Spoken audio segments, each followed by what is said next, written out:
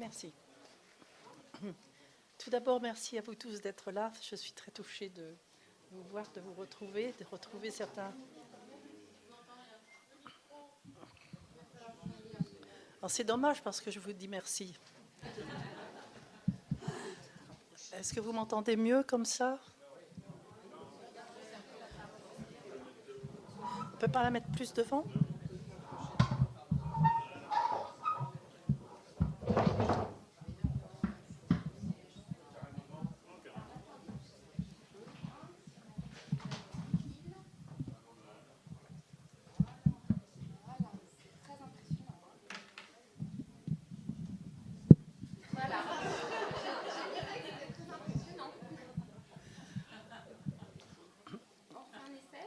Est-ce que vous m'entendez mieux dans le fond? Oui, c'est mieux? Oui, bien. Alors, je vous redis merci, bien sûr, d'être tous là. Et puis, notre ami Emmanuel, ce matin, nous a dit que l'amour, c'était cette, non pas cette friction, mais tout au moins cette distance qu'il y a entre l'homme et la femme, et cette différence qu'il y a entre eux, et qui tend à se résorber. Et dans ce cas-là, je vais être vraiment dans cet esprit-là tout à fait, parce que je vais être dans une certaine distance par rapport à ce qui a été dit ce matin, et peut-être je vais beaucoup vous choquer. Peut-être plus proche de notre ami Tariq par bien des aspects, et nous allons reparler de tout cela ensemble justement, parce que c'est certain que l'arabe et l'hébreu sont deux langues sœurs. Je l'entendais parler de nefs, qui signifie justement l'âme, et c'est nefesh en hébreu. Vous voyez, nous nous trouvons devant des mots qui sont très très semblables. Donc c'est pour ça que je me sens presque plus proche de lui que d'un aspect philosophique du problème. Il ne s'agit pas d'un aspect philosophique du problème, mais d'un aspect ontologique du problème de l'être véritable. En effet, l'hébreu n'a pas de mot pour dire le corps. Et c'est déjà pour ça que certainement le Christ n'a pas pu dire « ceci est mon corps ». Le Christ a dit « ceci est ma chair, ceci est mon sang ». Certainement. Et c'est extrêmement important, vous allez comprendre pourquoi. Je vais écrire au tableau le mot « chair », qui est en hébreu le mot « bassar », et je vais vous expliquer.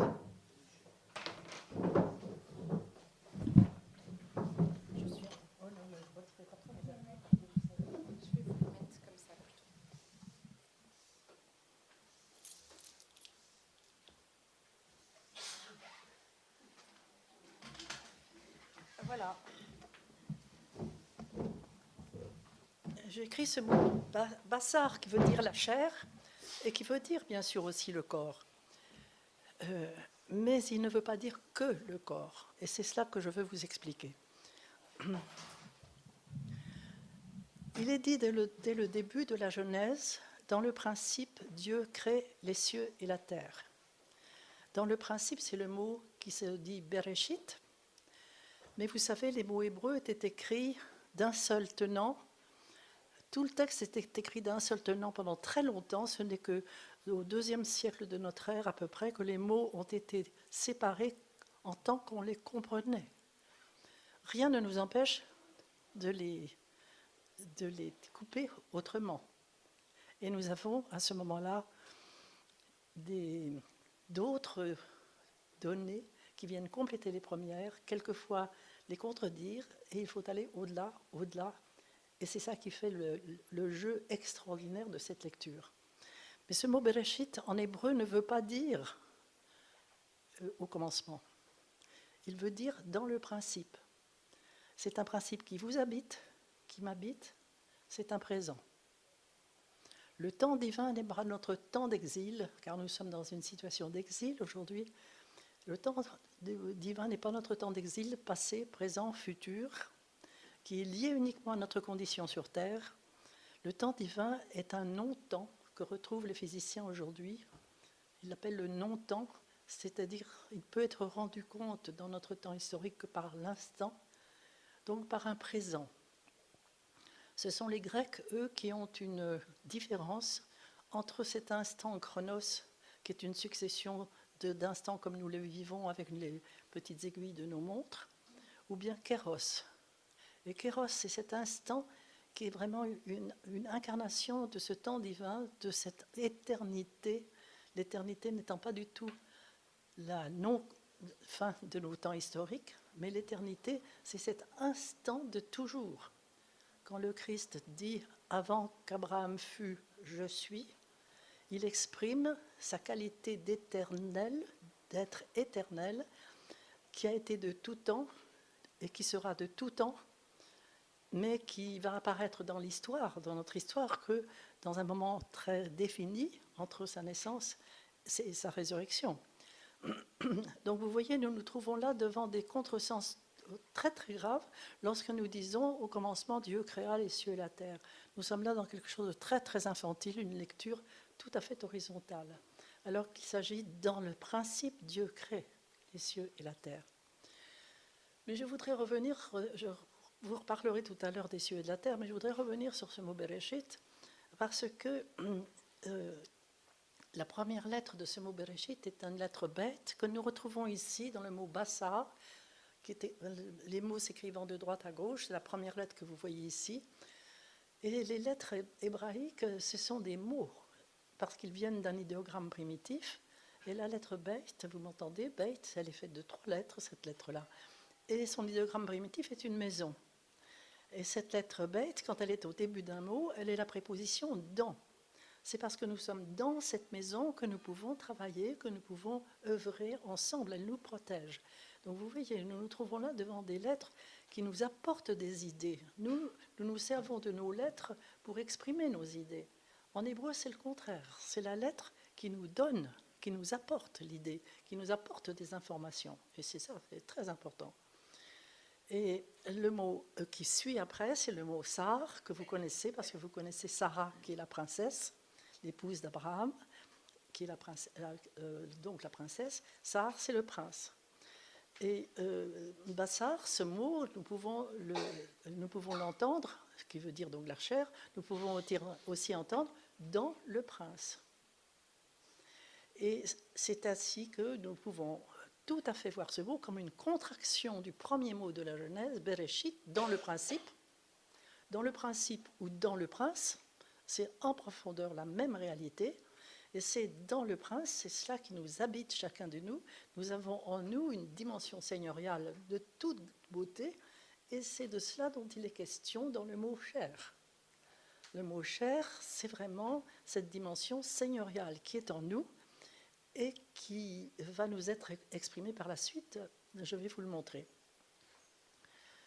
D'autre part, il n'y a pas de voyelle en hébreu, et ce mot bassar, que je viens d'appeler, de traduire par le mot chair, si je le prononce basser, le même mot, c'est le verbe informer.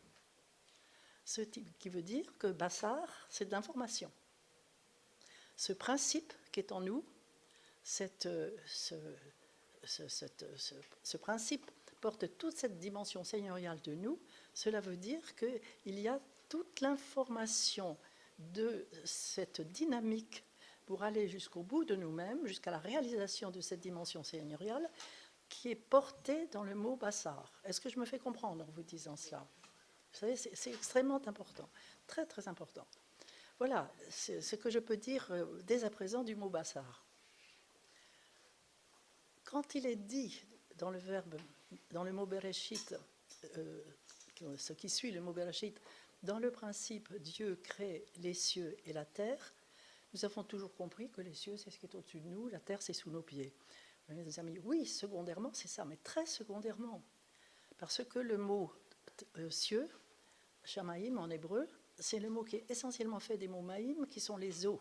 C'est de l'eau, c'est un monde des eaux, c'est-à-dire un monde qu'on ne peut pas saisir, qu'on ne connaît pas, qu'on connaît mal en tout cas. Alors que le mot Eretz, la terre, c'est le mot qui, un peu plus tard, est traduit par le mot sec, c'est du sec. On peut dire que dans le principe, Dieu crée de l'humide et du sec. Et ceci est très important parce que, mais je n'ai pas le temps d'entrer dans tous ces détails-là parce que ça serait beaucoup trop long, mais nous retrouvons ici ce que découvrent les physiciens de physique quantique aujourd'hui, quand ils disent que, par exemple, le moindre morceau de matière est fait d'un assemblage d'états dont un seul est observable, et tous les autres, c'est un vide qui contient une somme d'énergie potentielle énorme et qui porte en elle l'information de leur devenir.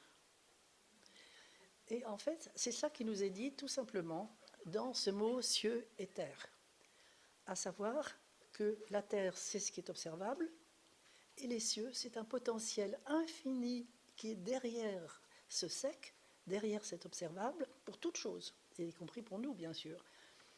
Derrière cet observable, il y a un potentiel immense qui contient toute l'information du devenir de ce potentiel, c'est-à-dire du devenir de cette chose.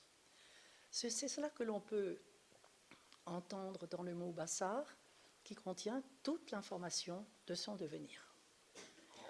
Vous voyez que nous sommes là devant un mot extrêmement important. Quand arrive-t-il?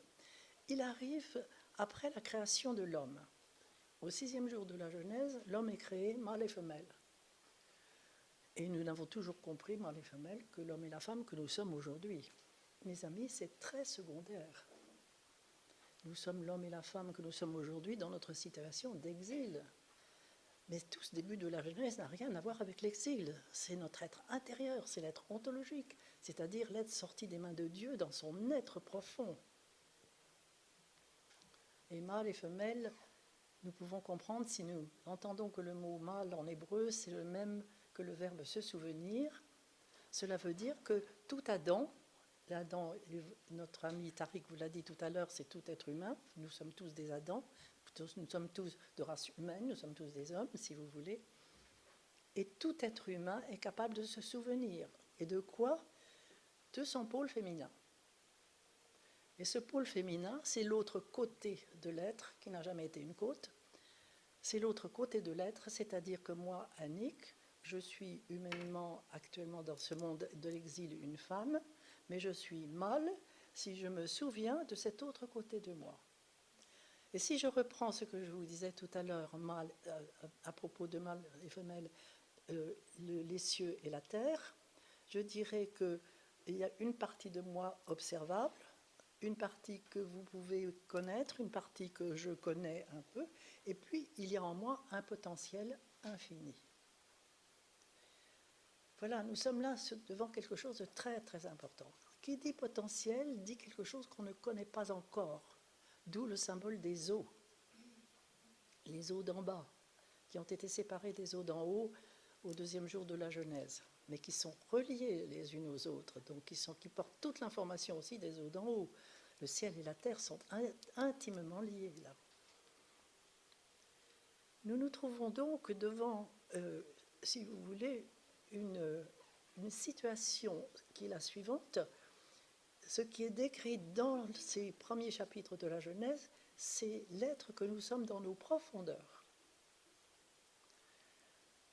Et c'est pourquoi, au 2e chapitre de la Genèse, où cet autre côté de l'homme va lui être proposé, de cet autre côté de l'Adam va lui être montré, pour qu'il découvre son potentiel, afin qu'il puisse travailler sur ce potentiel, nous nous trouvons devant un monde voilé, qui sera appelé le féminin voilé de l'être.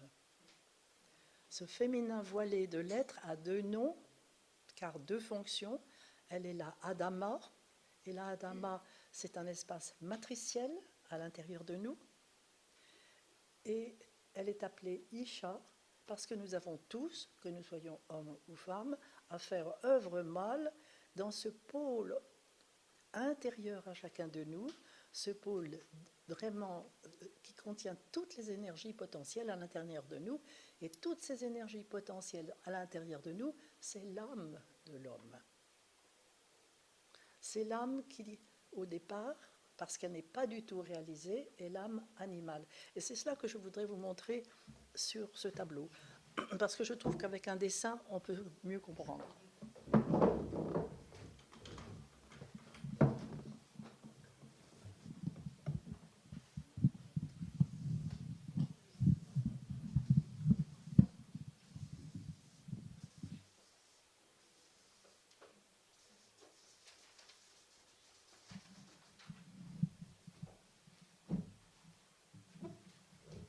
Je fais là le dessin de notre intériorité. Vous ne m'entendiez pas jusque-là? Est-ce qu'il faut que je redise tout? Bon. Alors, je fais là le dessin de notre intériorité, à savoir qu'il y a, encore une fois, un pôle extérieur que nous connaissons, oui, qui est observable en tout cas, et puis il y a tout ce monde intérieur à nous. Et ce monde intérieur à nous est représenté par des eaux, c'est-à-dire symboliquement un monde que nous ne connaissons pas, encore. C'est en ce sens-là qu'il est dit voilé, et qu'il est dit aussi le féminin voilé de l'être, puisque c'est cet autre côté de chacun de nous.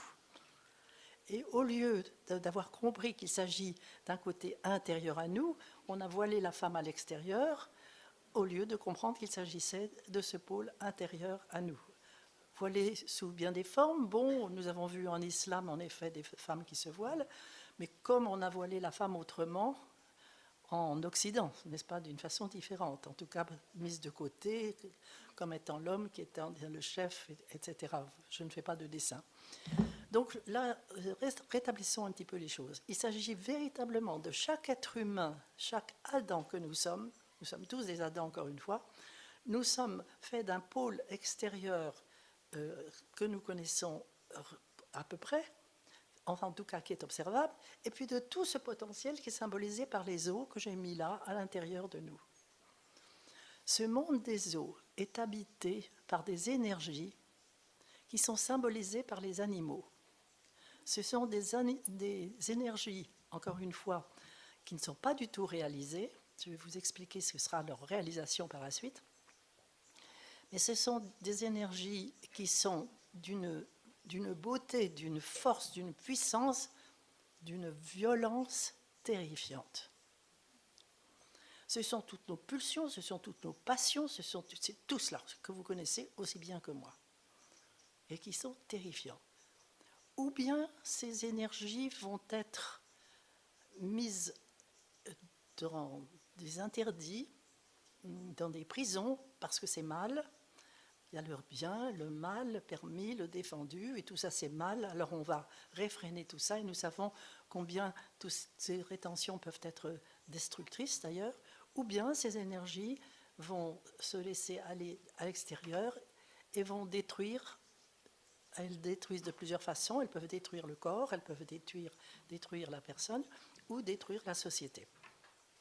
Il est donc ce qui est demandé à l'homme, et ça fait partie du 2e chapitre de la Genèse, c'est de travailler ces énergies-là, de nommer ces animaux qui sont à l'intérieur de nous, avec toute la symbolique animale, la symbolique du lion, du tigre, de la vipère, etc., etc., et de travailler sur ces énergies. Et c'est un travail divino-humain. C'est un travail divino-humain qui reçoit qui a pour force une force de désir. Le désir est extrêmement important. C'est la première chose qui arrive au 2e chapitre de la Genèse, lorsque Dieu se retire, après qu'il a créé, il se retire. Créé, bara en hébreu, nous pouvons c'est aussi le bête, la même lettre qu'on peut traduire par le mot dan, qui préside à ce mot bara. Et le verbe rao, c'est le verbe voir. Bara, le verbe voir, le verbe créer, c'est poser dans le voir, c'est poser l'altérité. Dieu pose l'autre. S'il pose un autre, c'est qu'il n'est pas tout, c'est donc qu'il n'est pas Dieu. Ah bon?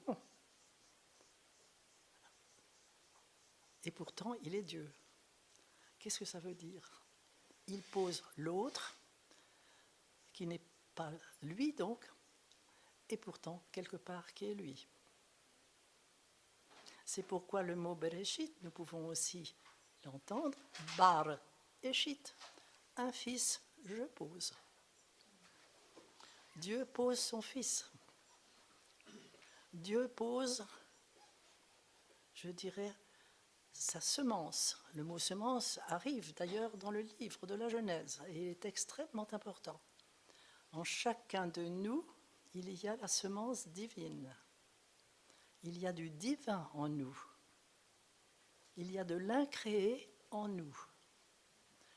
Et bien des mystiques insisteront beaucoup sur ce sujet, en particulier Maître Eckhart. Et c'est cette semence divine que j'ai posée là, dans les grandes, grandes profondeurs. Et c'est cette semence divine qui est appelée Bassar, car Dieu va sceller dans les profondeurs de l'autre côté d'Adam la chair. Bassar, dans lequel vous retrouvez le mot bar, première et dernière lettre, qui est le Fils, avec les lettres shin au milieu, ce trident qui est au milieu, qui est l'esprit, c'est le feu de l'esprit. Et nous sommes créés à l'image de Dieu, nous sommes trinitaires, il y a en nous le Fils, l'Esprit, Dieu seul et Père. C'est notre véritable identité. Lorsque, en situation d'exil, nous retournons dans un état animal dont il a été beaucoup question, nous avons aussi une origine animale, ce sont nos parents biologiques. Et je renverse un petit peu la vapeur en disant que nos parents biologiques sont nos parents adoptifs, mais que notre vraie parentèle est divine. Notre vraie parentèle ontologique, fondamentale, que décrit tous les 2 premiers chapitres de la Genèse, c'est divin. Voilà. Autrement dit, l'esprit est là en nous dans les grandes, grandes profondeurs. Dieu scelle dans les grandes profondeurs. Vous le lirez au 2e chapitre de la Genèse, vous pourrez le relire. Dieu scelle dans les grandes profondeurs de tout Adam la chair. Et le mot chair est là. Il n'a rien à voir à ce moment-là avec le corps. C'est l'esprit, c'est l'image divine elle-même qui porte en elle toute l'information de notre devenir. Et l'information de notre devenir, elle consiste, et c'est ce qui nous est dit dans ce 2e chapitre de la Genèse, à descendre dans nos eaux pour aller chercher les énergies potentielles et les accomplir. Cela forme, si vous voulez, le premier baptême, parce que nous allons avoir à vivre plusieurs baptêmes. Lorsque le Christ dit dans les évangiles « Je ne suis pas venu abolir la loi, mais l'accomplir », il est venu accomplir les 3 baptêmes. Baptême d'eau, baptême de feu et baptême du crâne, qui se passera au Golgotha. Et on n'a plus aucune idée de ces baptêmes. C'est-à-dire cette plongée dans les eaux pour aller plus loin, et toujours plus loin, et toujours plus loin. Nous pouvons, lorsque le Christ, quand il descend dans le Jourdain, que fait-il ? Il est vraiment l'archétype de l'homme faisant ce chemin. Et quand il descend dans les eaux du Jourdain, il va repérer tous les animaux symbolisés par les poissons, les germes, si vous voulez, et les poissons jouent un très très grand rôle dans les évangiles, justement, c'était extrêmement important, c'est-à-dire ce sont tous les germes de ces énergies potentielles qui sont à l'intérieur de l'homme. Et le Seigneur va les repérer parce qu'il faudra les accomplir, il faudra les réaliser. Et quand il sort des eaux, il va recevoir la bénédiction de son Père. Celui-ci est mon fils bien-aimé, il est reconnu par le Père, ce qui va lui donner la force d'aller dans le baptême de feu. Et qu'est-ce que c'est que le baptême de feu ? Et ce que nous aurons à vivre ? C'est ce que nous avons à vivre maintenant, dès maintenant, c'est la jour suivante. Lorsque le paralytique vient vers lui, que fait le Christ ? Lève-toi et marche, prends ton grabat et marche. Nous n'entendons et nous ne voyons que l'observable. Il est Dieu, il est l'instant, et tout ce qui se joue dans l'instant ne peut pas être dit dans l'Évangile. Mais qu'est-ce qu'il fait ? Il descend dans les eaux du malade, dans les eaux du paralytique, il va se mesurer, repérer et se mesurer avec l'animal qui s'exprime à travers la paralysie. Il va se mesurer à lui, lutter avec, et non pas contre, lutter avec lui, et l'intégrer. Et c'est parce que cette énergie est intégrée et est devenue de l'information que le malade est guéri. Et qu'il reçoit une information supplémentaire, c'est-à-dire il fait grandir en lui l'arbre de la connaissance qu'il est. Car nous sommes tous cet arbre en puissance. au cœur de notre jardin intérieur, au cœur de ce jardin, sont deux arbres, l'arbre de la connaissance qui est appelé à pousser à partir de la semence divine, et l'arbre de vie dont la sève vient d'en haut, vient du ciel, et vient chercher, happer cette sève de l'arbre de la connaissance. Nous sommes des êtres appelés à la totale connaissance. À partir de cette violence qui est là dans ces profondeurs, tous ces animaux des profondeurs, nous sommes appelés à en faire de la connaissance et à faire grandir l'arbre de la connaissance que nous sommes. On n'est pas dans un beau jardin avec des beaux arbres à côté, nous sommes ce jardin, nous sommes ces arbres. Alors je voudrais revenir, et je lui ai dit à ce cher Tariq que j'allais reprendre ce qu'il avait dit, je voudrais revenir sur une sourate du Coran que Tariq vous a dit en partie. Et Tariq vous a dit la chose suivante, c'est la 33e sourate si je me souviens bien. Voilà, c'est Allah qui dit la chose suivante. J'ai voulu donner mon secret au ciel, à la terre, aux montagnes. Personne n'en a voulu. Seul l'homme l'a accepté. Et moi je vais vous dire ce qui suit, et qui est traduit par Henri Corbin, ce n'est pas ma traduction, c'est un violent et un inconscient. Ce qui n'est pas du tout péjoratif, sous la plume d'Henri Corbin, ni de... Non. Ce qui veut dire que seul l'homme l'a accepté. Pourquoi ? Parce qu'il a en lui un potentiel fantastique, des énergies qui sont appelées à devenir de la connaissance, et aujourd'hui les physiciens le disent, que l'énergie c'est de la connaissance. Il est plein de ces énergies potentielles qui sont appelées à être de la connaissance, et pour l'instant, il est dans ces énergies sont d'une violence incroyable. Et le Christ, dans les évangiles, dira « Le royaume des cieux est au-dedans de vous, et chacun pour y entrer doit pénétrer sa violence. » Cette violence qui est à l'intérieur de nous, et que vous connaissez tous, nos colères, etc., que vous connaissez tous, c'est un trésor que nous avons. C'est un trésor qui est à nommer. Qu'est-ce que c'est que cette colère ? Quel est l'animal qu'il y a derrière cette colère ? Quel est l'animal qui a derrière cette possessivité, cette jalousie, etc. Et on descend, comme le Christ le fait dans les évangiles, on descend dans ces eaux, dans ce potentiel qui est à l'intérieur de nous, et nous avons des informations par les rêves, nous avons des informations par des événements de nos vies, et nous sommes appelés à nommer les énergies. Quand on les a nommées, on commence à travailler sur elles. Et c'est un travail divino-humain. Et chacun de nous, pour travailler une énergie, a à la prendre en main, à en devenir maître. Elle ne doit plus jouer à notre place. Il ne s'agit pas de la mettre derrière les grilles des interdits. C'est un trésor.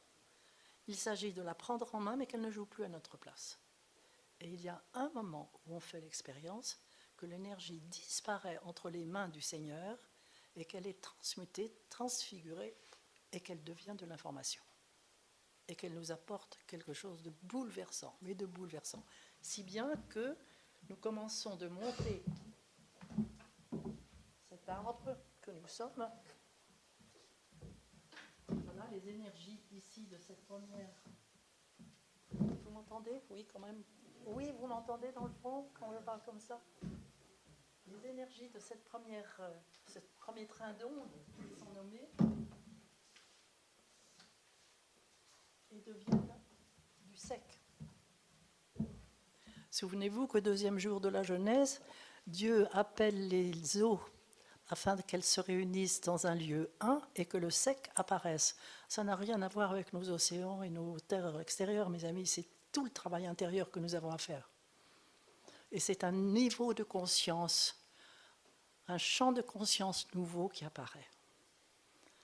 Et un champ de conscience nouveau nous permet de lire les Écritures autrement, de voir la vie autrement, de regarder une fleur et de voir les profondeurs de cette fleur, etc. Nous sommes dans un tout autre monde, régi par de toutes autres lois. Et c'est pourquoi nous ne pouvons plus appeler l'arbre de la connaissance qui va monter à l'intérieur de nous, l'arbre de la connaissance du bien et du mal, parce que ce qui était bien à un niveau moral ne l'est plus du tout à un niveau supérieur. Ce qui était mal est peut-être utile à un niveau supérieur. Il y a quelqu'un qui m'a précédé qui a été très, très intéressant, c'est Nietzsche, qui a écrit « Au-delà du bien et du mal ». Et quand vous lisez le nom de l'arbre de la connaissance en hébreu, vous voyez qu'il ne s'agit pas du tout du bien et du mal. Il s'agit de l'arbre de connaissance, de ce qui est accompli et de ce qui n'est pas encore accompli de nous. Si quelques-uns d'entre vous ont lu le très très beau livre de... Comment s'appelle-t-elle déjà, les mots m'échappent, sur les dialogues avec l'ange, Gita Malache, merci. Gita fait dire à l'ange, l'arbre de la connaissance n'est pas celui du bien et du mal, il est celui de ce qui est devenu lumière et de ce qui est encore dans les ténèbres. Et je venais d'écrire pour la première fois dans le symbolisme du corps, moi, ce que je viens de vous dire, et je suis allée embrasser Gita Malache pour lui dire j'ai la confirmation de ce que j'ai lu, moi, en hébreu, et qui, en effet, qui n'est pas le bien et le mal, mais ce qui est accompli et ce qui n'est pas encore accompli. Ces deux mots faisant d'ailleurs encore aujourd'hui la forme fondamentale du verbe hébreu, l'accompli et le pas encore accompli. Nous, on a quelque chose de semblable, le parfait et l'imparfait. Mais l'imparfait, c'est du futur pour l'hébreu, alors que nous en avons fait un passé, parce qu'on ne comprend plus rien. Vous voyez ? Bon, si je veux continuer le travail, je vais redescendre.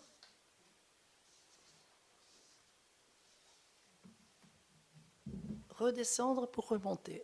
Et notre vie devrait être cela, c'est-à-dire la réalisation de cet archétype magnifique qu'il y a dans la Bible, à savoir l'échelle qu'a vue Jacob. Vous vous souvenez que Jacob, tournant le dos au pays de son enfance, c'est-à-dire à tout notre enfantillage, et allant prendre femme au pays de sa mère, c'est-à-dire se tournant vers son féminin intérieur, ça ne veut pas dire qu'il n'a pas été prendre une épouse historiquement parlant, mais l'Évangile n'a rien à voir avec l'histoire extérieure. L'Évangile, la Bible n'a rien à voir avec l'histoire extérieure.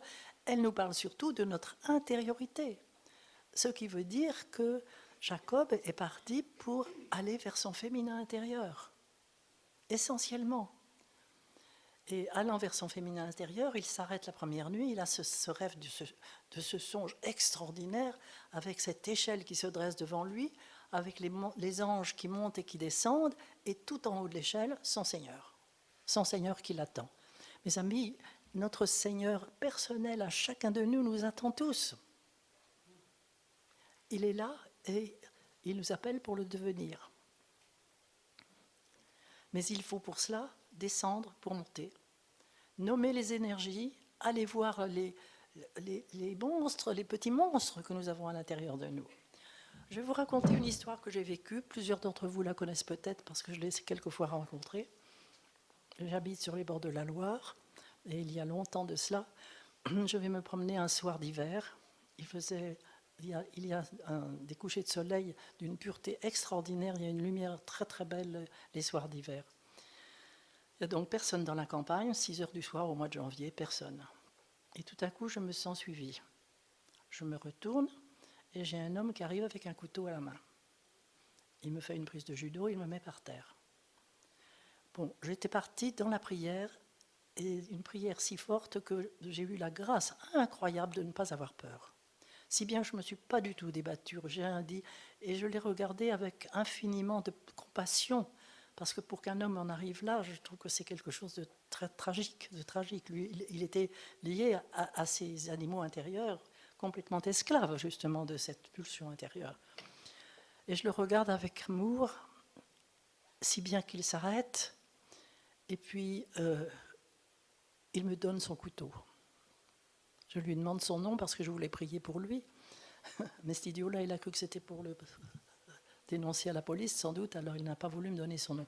Mais il m'a donné son couteau, avec un symbole très très fort que je n'ai pas le temps de vous exprimer, ce qui veut dire beaucoup plus que son nom.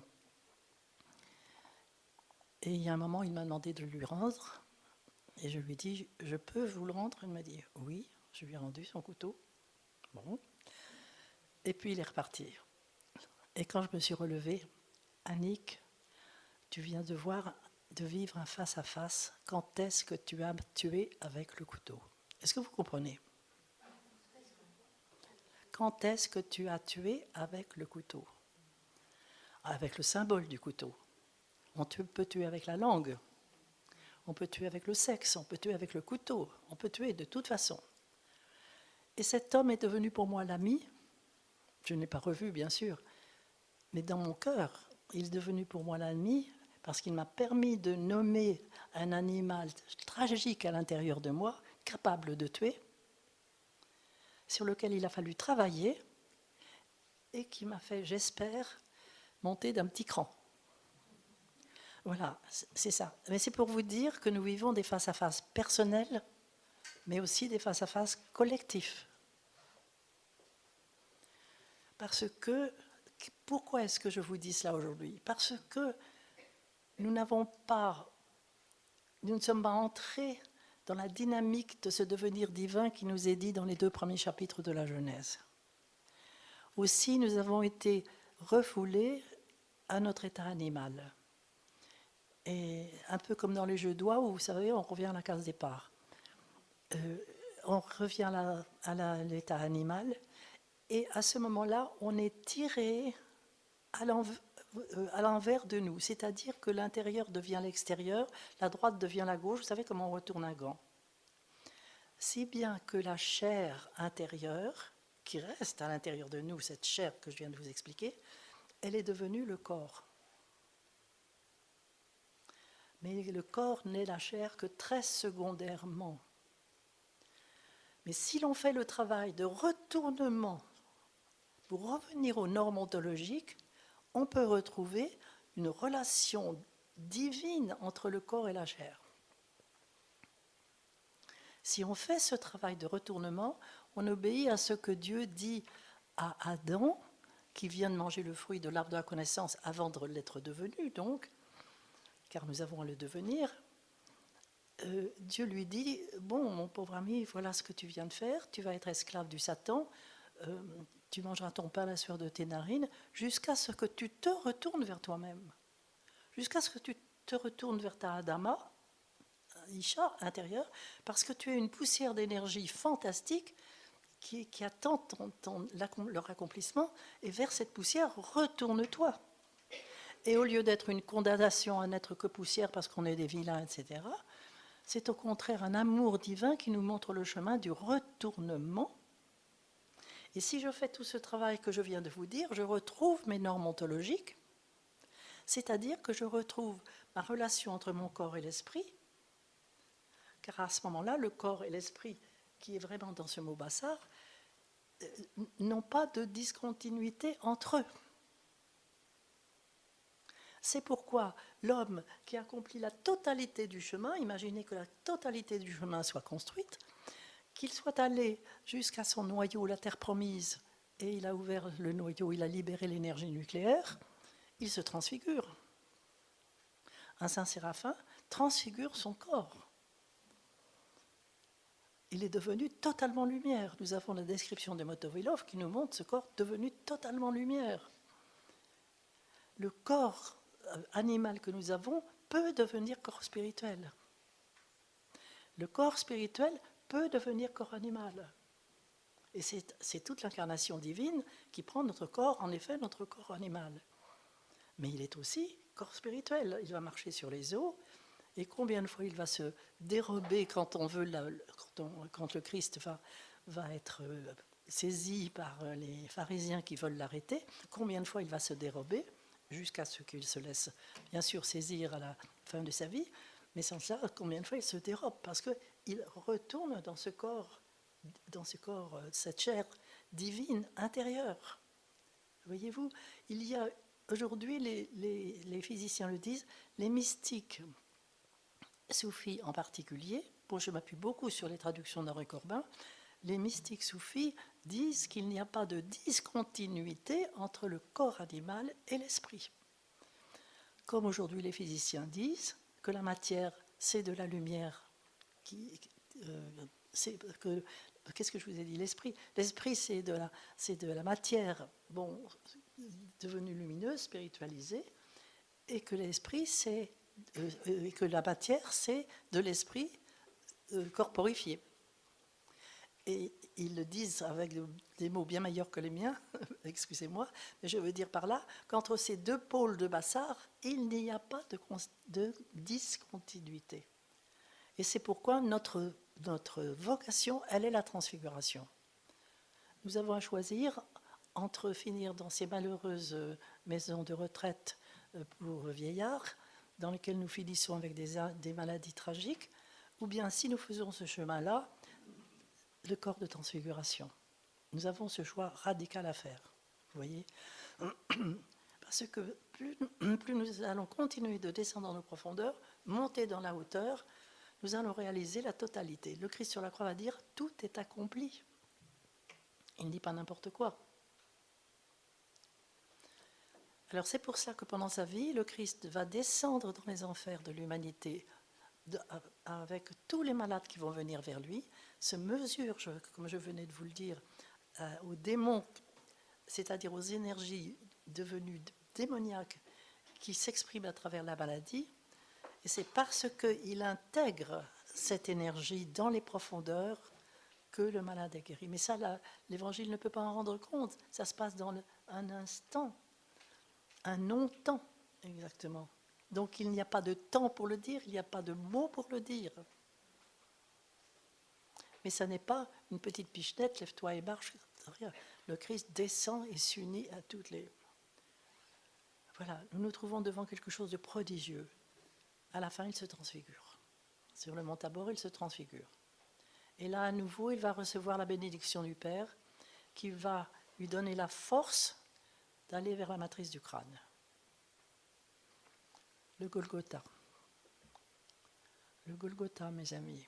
Nous nous trouvons là devant quelque chose de très très mystérieux dont il est très peu écrit.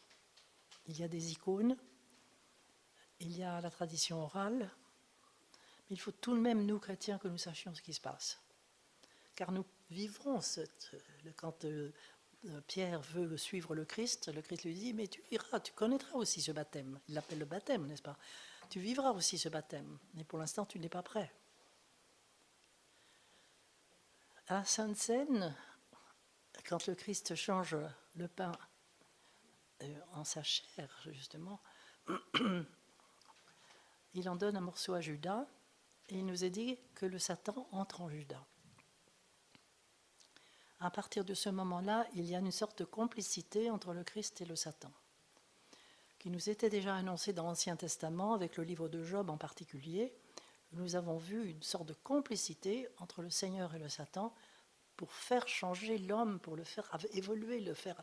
Bon, autrement dit, pour aller vite, parce que je n'ai pas le temps d'entrer dans cette chose-là, le Satan a pour charge ontologique de nous présenter les barrières, chacune des barrières, pour nous inviter à nommer l'animal qui est présenté par la barrière. Si, en général, c'est toujours une épreuve, et si nous sombrons sous l'épreuve, nous lui donnons le pouvoir, il devient diabolique et il nous mange. Si nous ne sombrons pas devant l'épreuve, mais si nous nommons l'animal, si nous faisons le travail que je vous ai dit, le Satan n'a aucun pouvoir sur nous. Aucun. Il reste dans son rôle ontologique. Et il va continuer le travail avec le Seigneur. Et c'est le Seigneur qui va continuer d'intégrer l'énergie dans une alchimie secrète qu'il nous est difficile d'exprimer, mais prodigieuse, totalement bouleversante, et qui fait que l'information nous est donnée. C'est pourquoi le Christ s'adresse à Judas, qui est devenu le Satan, en lui disant « Ce que tu as à faire, fais-le vite. Il faut que nous allions vers la matrice du crâne. » Et c'est ainsi que le Satan va partir, ce Judas va partir, et il va revenir au Mont des Oliviers avec toute la troupe. Celui à qui je donnerai le baiser, celui-là, c'est celui-là qu'il faut arrêter. Là, le Christ ne se dérobe pas. Il se dérobe toute la vie quand on veut l'arrêter, mais là, il ne se dérobe pas. L'heure est venue. Et Judas va donner un baiser au Satan.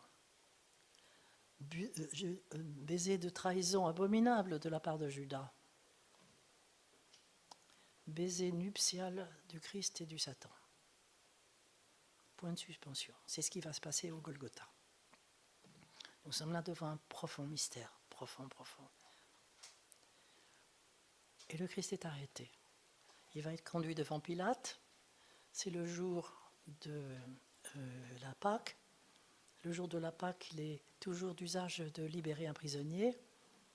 On va chercher Barabbas. Lequel des deux voulez-vous que je vous libère, Barabbas ou Jésus? Barabbas, le Fils du Père, ligoté, complètement ligoté dans le cœur des êtres. Cette petite semence-là, complètement ligotée. Nous ne vivons qu'à l'horizontale, avec une bonne morale dans le meilleur des cas. C'est tout. On n'a pas commencé de faire croître le Fils de l'homme à l'intérieur de nous. Et c'est pourquoi, lequel des deux voulez-vous que je vous libère? Et cette foule crie, libérez Barabbas. Trahison de la part de cette foule. Justesse. Elle a raison. Libérez le Fils du Père. Et le Christ va prendre la place de Barabbas. Il faut dire que le mot bar, qui veut dire le Fils, veut aussi dire le grain de blé. Et quand le Christ dit, si le grain ne meurt, il ne peut porter de fruits, il dit aussi en hébreu, si le Fils ne meurt, il ne peut porter de fruits. Et le Christ va mourir à la place de Barabbas. Et il va être flagellé comme on flagelle un grain de blé pour qu'il puisse être mis en terre et germer. Et nous nous trouvons là devant le symbole de la croix.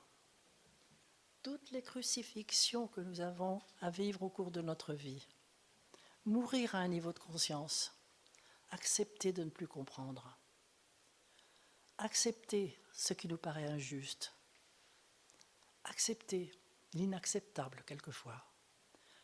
Est-ce que ce ne sont pas des crucifixions pendant notre vie? Mort et résurrection, mort et résurrection, mort et résurrection.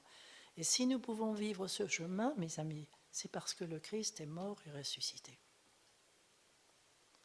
Si l'islam peut faire ce chemin, si les gens de l'islam peuvent faire le chemin, si les gens à l'autre bout de la Chine peuvent faire le chemin, et tout ça, le Christ est universel, il n'appartient pas qu'aux chrétiens, c'est parce que le Christ est mort et ressuscité. Et parce qu'il est dit qu'avant Abraham fut je suis, si tous les hommes et femmes d'avant l'historicité du Christ ont pu faire le chemin, c'est parce que le Christ est mort et ressuscité. Et bien sûr, après aussi. Et le Christ est crucifié. Et lorsqu'il est sur la croix, il dit à Marie, en désignant Saint Jean, « Femme, voici ton fils. » Et à Saint Jean, « Fils, voici ta mère. » Ça n'a rien à voir avec un fils adoptif. Ça veut dire que Saint Jean a fait le chemin intérieur et est devenu fils de l'homme. Le Christ fait une grande différence entre le fils de l'homme et le fils de la femme. Le fils de la femme, c'est nous tous. Le fils de l'homme, c'est cette semence qui a grandi, qui a donné son fruit. Le fruit de l'arbre de la connaissance, c'est le fils de l'homme. Saint Jean a fait tout le chemin. Il est devenu fils de l'homme. Marie est la mère cosmique. Elle est cette Isha cosmique. Elle est ce féminin intérieur cosmique. Ce féminin intérieur à nous tous. C'est un personnage d'une qualité, d'une beauté, d'une grandeur inimaginable. Et c'est ainsi que Jésus meurt en terre, comme le grain de blé, et comme le grain de blé qui ressuscite dans cet épi magnifique, Jésus ressuscite. C'est ce à quoi nous sommes appelés, mes amis. Nous avons ce chemin à faire, c'est ce chemin-là. Et vous voyez que dans cette perspective, il n'y a pas de dichotomie entre le corps et l'esprit. Le corps et l'esprit sont un, différenciés, mais ce travail-là va les réunir à nouveau et tout notre être doit devenir l'être spirituel. Et c'est cela la résurrection. C'est la résurrection de Lazare, c'est la résurrection du fils de la veuve. Vous vous souvenez d'Élie qui ressuscite le fils de la veuve. Ce féminin intérieur à nous est veuf.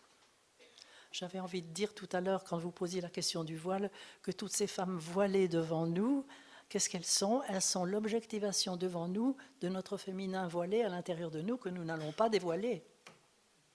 Le jour où nous dévoilerons notre féminin intérieur, celui-là se dévoilera à l'extérieur. Car nous avons des face-à-face, non seulement de nous-mêmes avec nous-mêmes, mais aussi dans le collectif. Vous voyez ?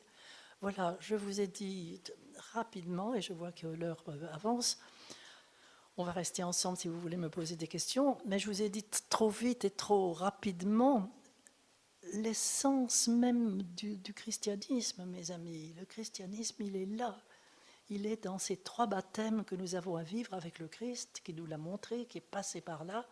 Nous avons à descendre en nous-mêmes pour entrer dans un autre niveau de conscience, construire une terre nouvelle, cieux nouveaux, n'est-ce pas, que nous dit aussi l'Apocalypse, jusqu'à devenir totalement le fruit de nous-mêmes. Voyez-vous ? Et ce chemin, écoutez, j'arrive tout de même à un âge très avancé.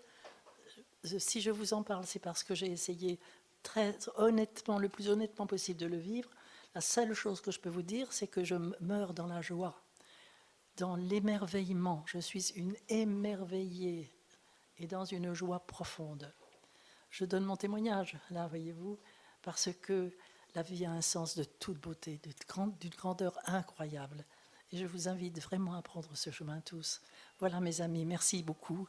Et puis, on va pouvoir échanger ensemble.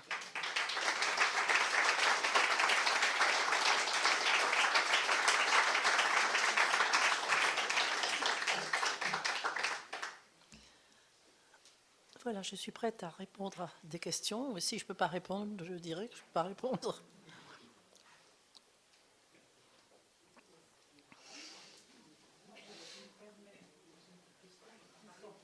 Je me permets de poser une petite question. Vous parlez du travail que vous faites. Vous pouvez demander quelques précisions. Quelques précisions. Un jour, j'ai vu ma jalousie. Sacré animal, celui-là, hein, je vais vous dire. Je vois ma jalousie. J'étais prête à tuer, vraiment, prête à tuer. Et en bonne chrétienne, qui essaye de ne pas trop faire de mal, j'ai essayé de mettre ça à la porte. J'ai essayé que la jalousie ne fasse aucun mal. Et puis j'ai essayé d'avoir une certaine générosité quelque part envers tout ce petit monde dont j'étais jaloux.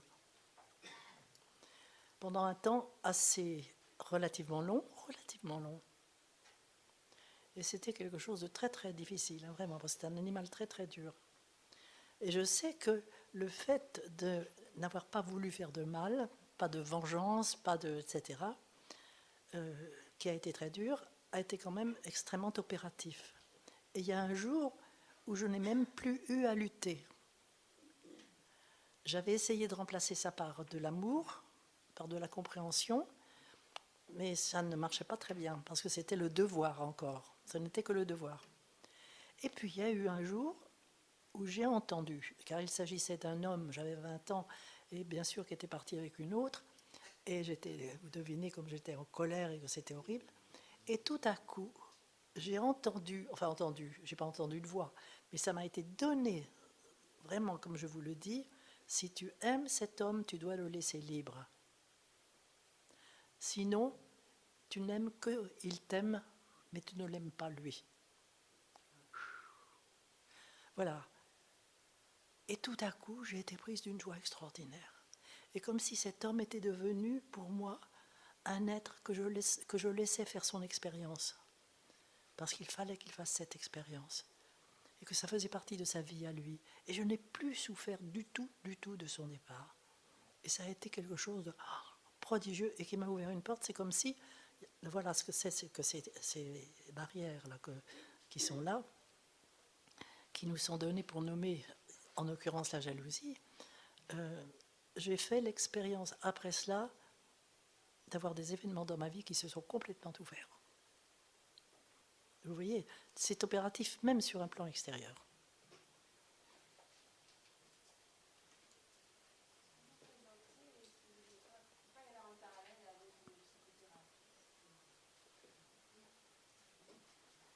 Avec les psychothérapies ? Oui, bien sûr. Mais je montre que c'est...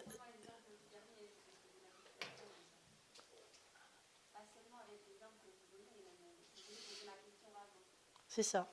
Mais oui, Mais on retrouve là ce que les psychothérapeutes sont en train de découvrir, bien sûr.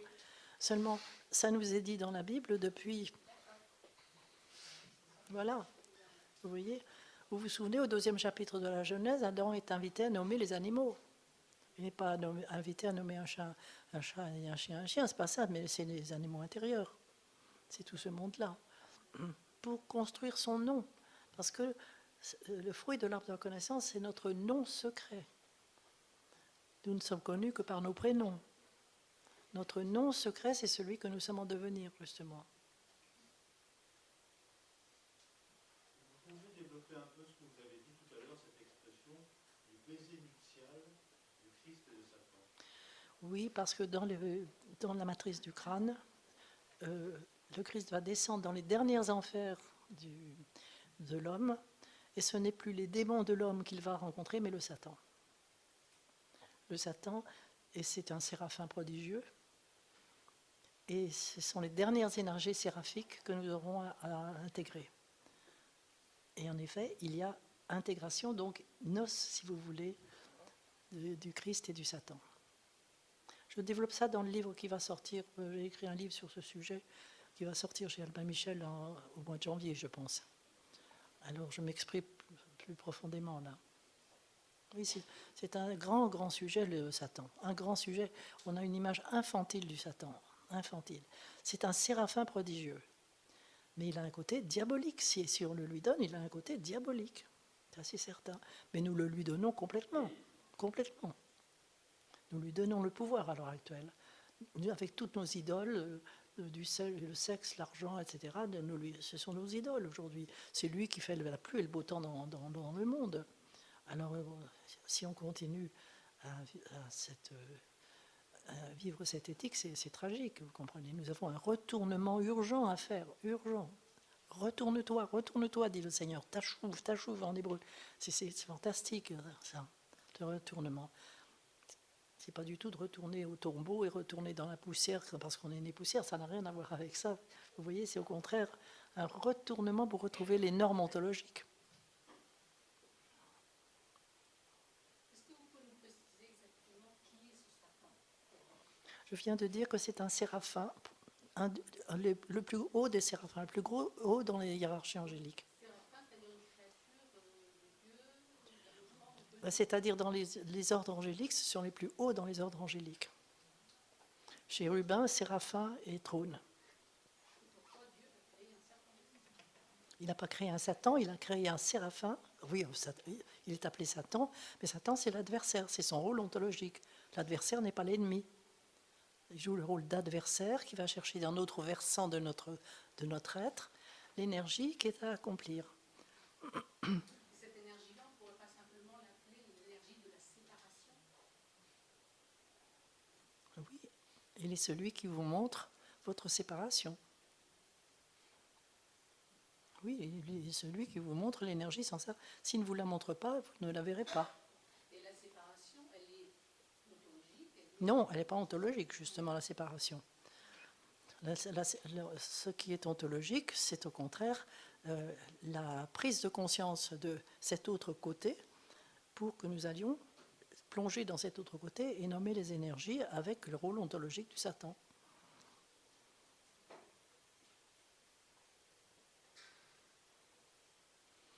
Alors, ce que je voulais vous dire aussi, vous savez, c'est qu'à la fin du 2e chapitre de la Genèse, il est dit Adam et son Isha sont tous les deux nus, ils n'en avaient pas honte. Alors, on lit la nudité à la honte.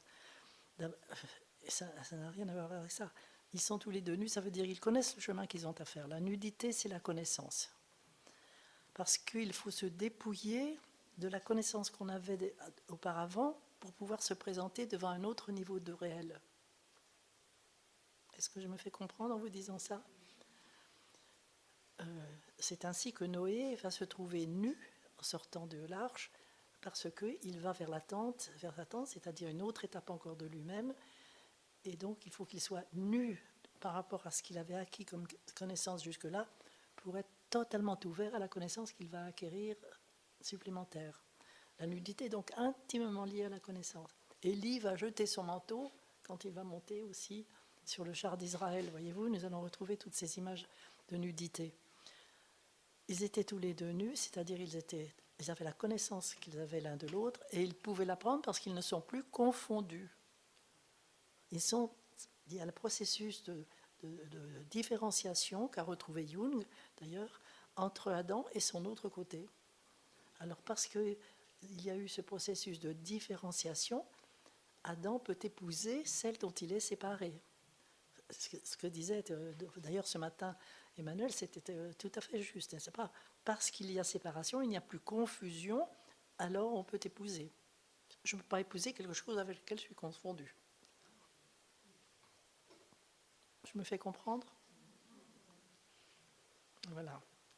Ça n'a rien à voir avec la honte, c'est la non-confusion. Ils ne sont plus confondus.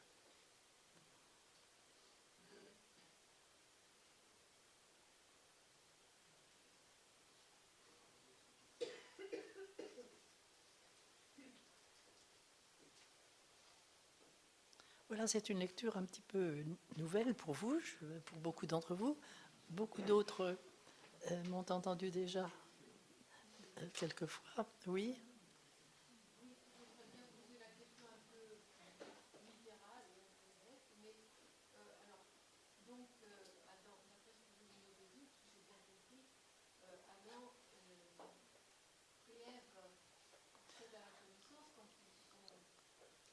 Adam et Ève.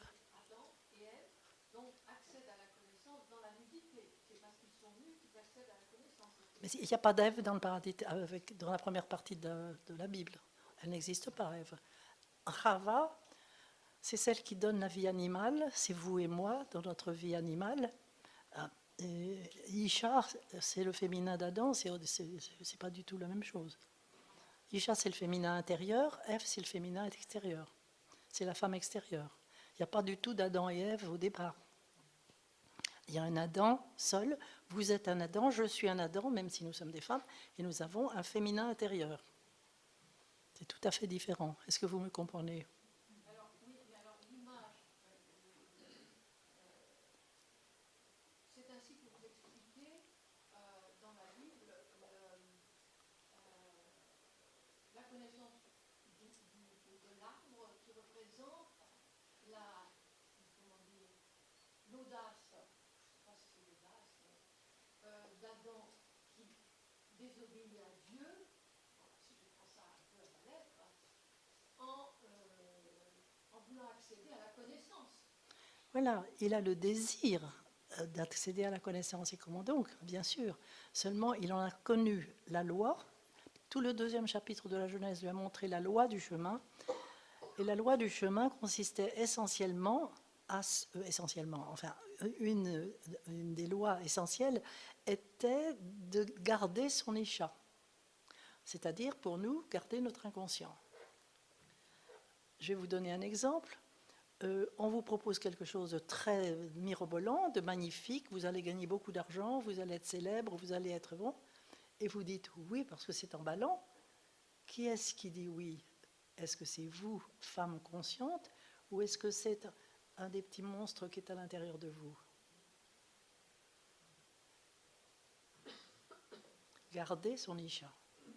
Adam ne garde pas son isha. Et le Satan malin va s'adresser à Isha, nous dirions aujourd'hui à notre inconscient, et en l'occurrence à votre inconscient en vous présentant ce boulot magnifique qui va vous permettre d'être célèbre, d'être etc. Et vous allez donner dans le piège, mais ce n'est pas vous, c'est votre inconscient, c'est un animal de l'inconscient, non travaillé, qui aura dit oui. Est-ce que je me fais comprendre? Voilà, autrement dit, c'est ça. Le Satan malin, rusé, va s'adresser à Isha seule, que Adam ne garde pas. Et Isha est séduite. Il est bon à manger, désirable pour la vue, précieux pour réussir. Jouissance, possession, puissance. Et ces 3 lascars-là, on va les retrouver continuellement. Continuellement, même dans les autres traditions. Tout à l'heure, ça m'amusait quand Tariq a présenté ces trois personnes-là qui sont venues devant le prophète, parce que les femmes les recevaient, etc. D'après tout ce qu'il a dit, c'était un qui voulait se marier, l'autre qui, etc., etc. Jouissance, possession, puissance. On retrouve ça partout, partout.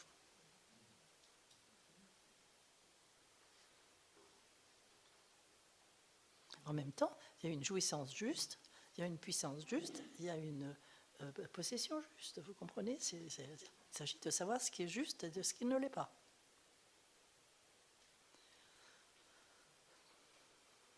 Voilà, mes chers amis. Je ne sais pas s'il y a d'autres questions. Qui a créé et pourquoi ces animaux, c'est l'ascar, c'est les... Je ne suis pas le bon Dieu.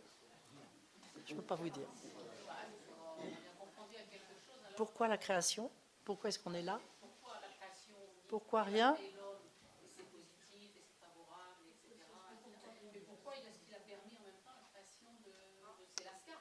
L'homme est libre. L'homme est libre. C'est le grand problème de la liberté. C'est l'ascar pour que l'homme expérimente sa liberté. Non, il n'a pas créé Sélascar.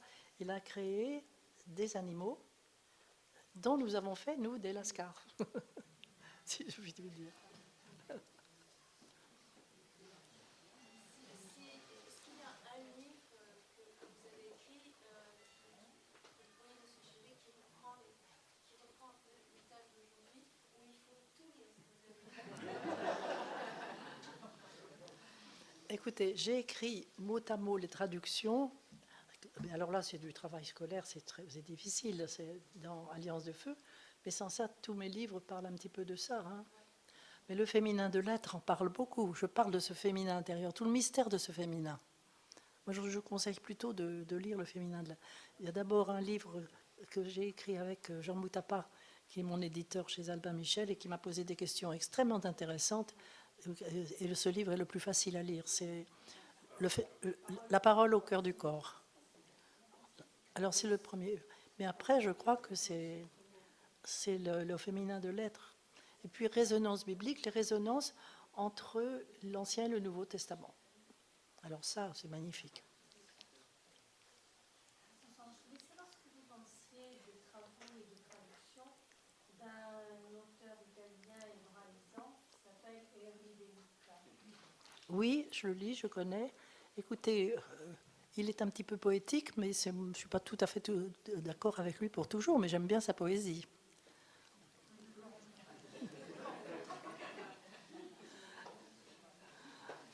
Mais c'était un petit peu fantaisiste. Moi, ce que je vous dis est vraiment mathématique. Ce que vous dites, c'est philologique. Oui, tout à fait. Lui, il s'appuie beaucoup sur la philologie. Est-ce que vous pensez qu'il a une perception fantaisiste de la philologie hébraïque? Un peu. Vous appelez un langage Un peu, voilà. Merci. Oui. Mais j'aime bien, hein, j'aime bien.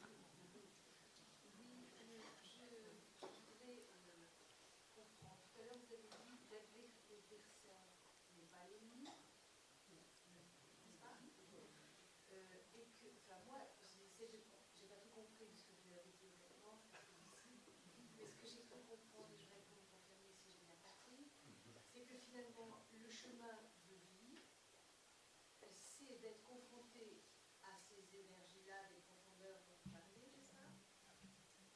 Et que finalement, si l'adversaire n'est pas l'ennemi, l'épreuve est une occasion de que tout ça. Elle est nécessaire. Donc, et que finalement, les épreuves sont ce qui va nous permettre de nous accomplir et d'atteindre cette dimension seigneuriale dont vous parlez, en tout cas c'est mon peur, j'entends vous.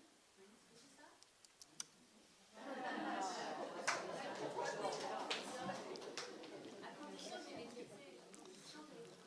À condition de ne pas donner le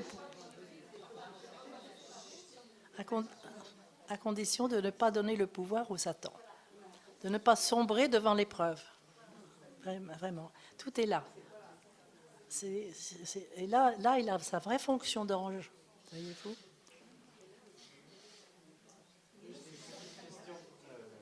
Une petite question par rapport au thème d'aujourd'hui qui était l'Eucharistie, enfin le corps et le sang. Donc l'Eucharistie, vous la situez comment sur tout ce travail-là? Magnifique, c'est moi je vous dis, le Christ a certainement dit, ceci est ma chair. Il a employé le mot bassar, il n'a pas pu employer un autre mot, il n'y a pas de mot pour dire le corps. Il n'y a qu'un mot pour dire le cadavre, alors je ne pense pas qu'il ait pas parlé de son cadavre. Il a dit ma chair, et ça donne un autre sens, vous voyez. Mais les chrétiens ont perdu l'hébreu. Ils ont perdu la relation à l'hébreu, malheureusement. Alors ils ne savent plus les mots qui ont été employés, voyez-vous. C'est au contraire extrêmement important, très important. Moi, ce que j'ai voulu montrer, c'est qu'il n'y avait pas de discontinuité entre le corps animal que nous sommes et l'esprit que nous portons dans les grandes profondeurs de nous-mêmes. Et que ou bien notre corps va se spiritualiser, ou bien il va se dégrader. Mais notre corps est appelé peu à peu à se spiritualiser, donc à devenir lumière. Voilà. Voilà, mes amis, c'est ce que je peux vous dire. Vous pouvez vous lever pour que je vous comprenne.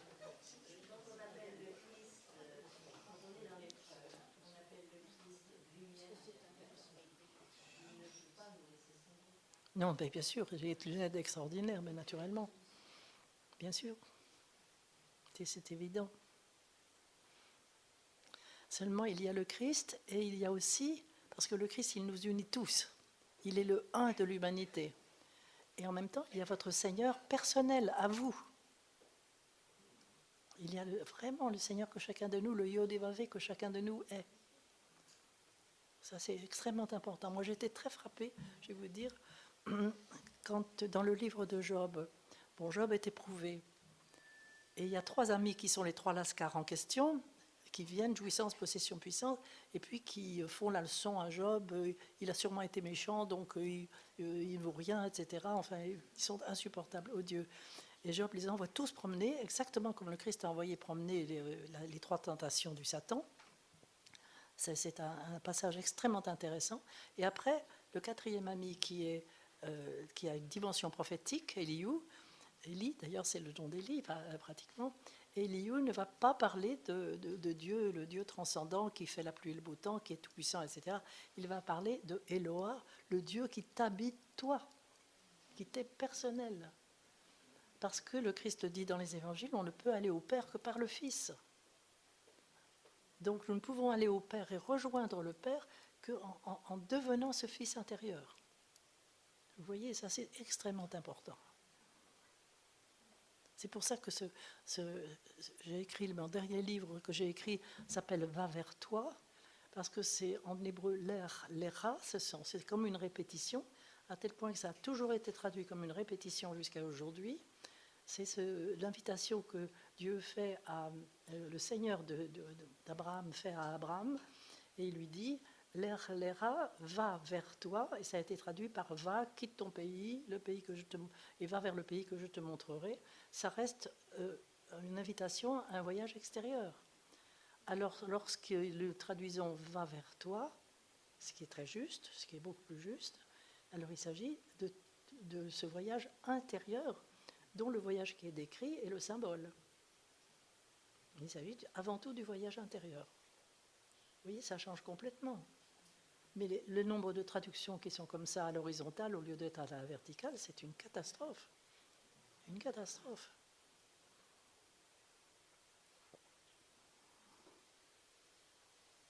Vous verrez dans la Genèse, là, tout à fait au début du livre d'Abraham, il reçoit la visite de son Seigneur qui lui dit « Va vers toi ». Mais dans vos Bibles, dans toutes vos Bibles, c'est traduit par « Va, quitte ton pays », etc. Une redondance. Oui, j'en reviens à Satan, qu'on a évoqué tout à l'heure. Pour vous, il y a un être extérieur à l'homme qui sème la division au cœur de l'homme, ou est-ce que ce serait un principe de fragilité? Non, ce n'est pas un principe.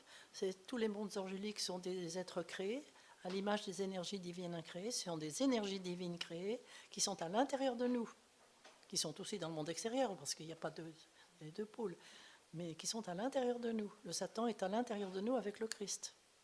Ça pourrait pas être le simple